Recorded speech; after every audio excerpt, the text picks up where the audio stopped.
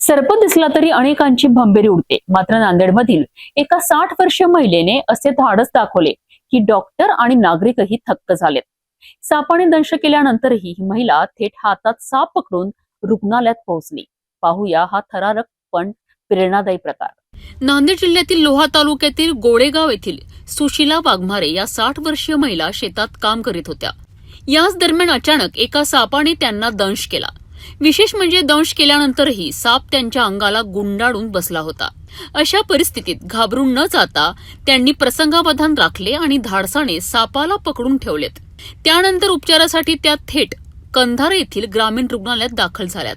हातात जिवंत साप घेऊन महिला रुग्णालयात पोहोचल्याचे पाहून डॉक्टर, कर्मचारी आणि उपस्थित नागरिक काही काळ स्तब्ध झालेत। रुग्णालयात त्यांच्यावर तातडीने उपचार करण्यात आले असून सध्या त्यांची प्रकृती स्थिर असल्याची माहिती आहे। या प्रसंगानंतर सुशीला वाघमारे यांनी सर्पदंश झाल्यास घाबरून न जाता तात्काळ जवळच्या शासकीय रुग्णालयात जाऊन उपचार घ्यावेत असे आवाहन नागरिकांना केले आहे। मग मी झोपी गेलो खोपी मध्ये। मग तिकडून आलं की बोटाला धरलं की मग मी मुंडकं धरलो त्याचं सापाचं। मग मुंडकं धरलो की मग हे हात धरलो बोट काढून। मग मला भीती वाटली ना, मी मरू जा म्हणून मी धरलो। चावलं तर बी मी घाबरलो नाही, बोट तोंडातून काढलो। सरप राहो ना धामीन राहो। महिलांना तुम्ही काय सांगणार?